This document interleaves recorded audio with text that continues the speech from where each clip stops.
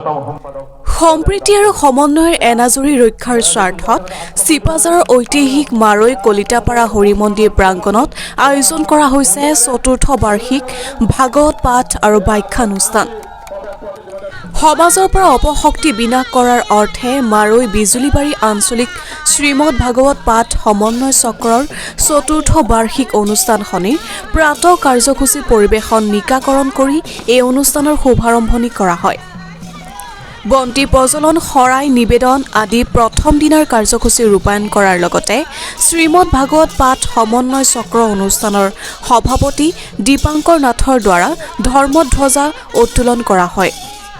ইয়াৰ উপৰি অঞ্চলটোৰ বিশিষ্ট ব্যক্তি হৰিচন্দ্ৰ দাসে স্মৃতি তৰ্পণ কৰাৰ লগতে জ্যোতিক চন্দ্ৰ দাসে মুখ্য তোৰণ উন্মোচন প্ৰৱেশ পথত থকা দুখনকৈ তোৰণ উন্মোচন কৰে ক্ৰমে লোহিত দাস আৰু প্ৰমোদ চন্দ্ৰ নাথে। আনহাতে অনুষ্ঠানৰ মূল কাৰ্যসূচী ভাগৱত পদযাত্ৰাৰ উদ্দেশ্য আৰু লক্ষ্যৰ বৰ্ণনা দাঙি ধৰি পদযাত্ৰা মুকলি কৰে অঞ্চলটোৰ বিশিষ্ট ব্যক্তি তথা অৱসৰীকৃতি শিক্ষক লোহিত চন্দ্ৰ ডেকাই। দুদিনীয়াকৈ অনুষ্ঠিত কৰা এই বাৰ্ষিক ভাগৱত পাঠ আৰু ব্যাখ্যানুষ্ঠানৰ দ্বাৰা সমাজৰ পৰা বিভেদকামী শক্তি নাইকিয়া কৰাৰ কামনা কৰা হৈছে, যাৰ ফলত অঞ্চলটোত এক আধ্যাত্মিক পৰিৱেশৰ সূচনা হৈছে।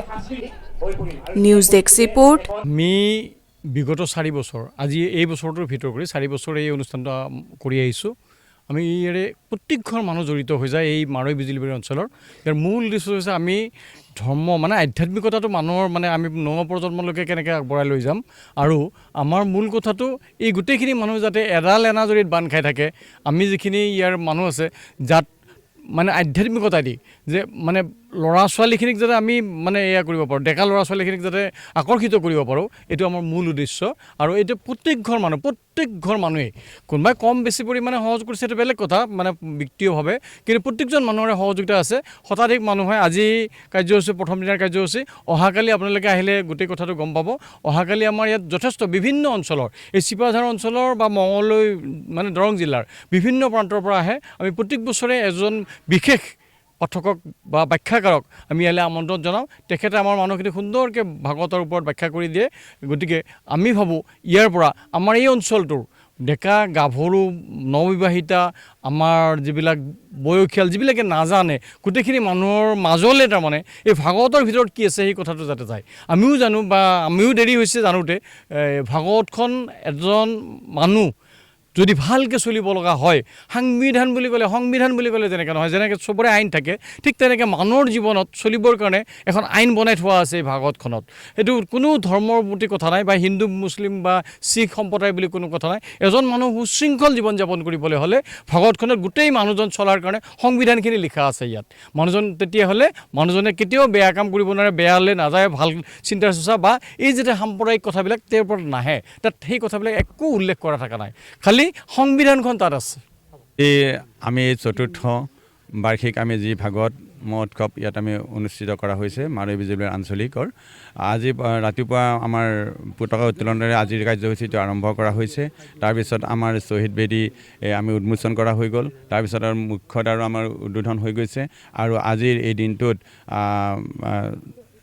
শোভাযাত্ৰা আছে। এই সকলোবোৰ কাৰ্যসূচী আমি সামৰি আজিৰ এই অনুষ্ঠানটো আজি আৰম্ভ হৈছে আৰু অহা কাইলৈ এই অনুষ্ঠানটো সামৰণি পৰিব। আৰু আমি ভাবোঁ যে ভাগৱতৰ মাজেৰে আমি সকলোৰে যাতে এটা সুস্থ সবল সমাজ গঠন কৰাৰ ক্ষেত্ৰত আমি অৰিহণা যোগাব পাৰোঁ। এই মাৰৈ বিজুলীবাৰী অঞ্চলৰ ৰাইজে হিন্দু মুছলিম খ্ৰীষ্ট সকলোকে মিলি যাতে এখন মানুহ হিচাপে যাতে আমি থিয় দি এখন সমাজ গঠন কৰিব পাৰোঁ, তাৰে মূল উদ্দেশ্য লৈ আজিৰ এই অনুষ্ঠানটো আয়োজন কৰা হৈছে।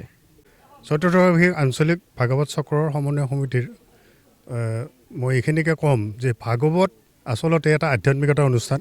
এই ভাগৱতৰ দ্বাৰাই আমি এটা উশৃংখল যিটো জীৱন তাক ভালদৰে পৰিচালনাৰ কাৰণে এটা সুবিধা হয় যদি ভাগৱতৰ জ্ঞানটো আমাৰ থাকে। আৰু ভাগৱতে এনেকুৱা কিছুমান বেয়া কৰ্মৰ পৰা আঁতৰাই ৰাখে, এজন বেয়া মানুহ ভাল কৰিব পৰাৰ এটা সঠিক দিশ নিৰ্ণয় কৰিব পৰা সেনেকুৱা এটা বুলি মই ভাবোঁ। বিশেষ ক'বলৈ ঠিক আছে।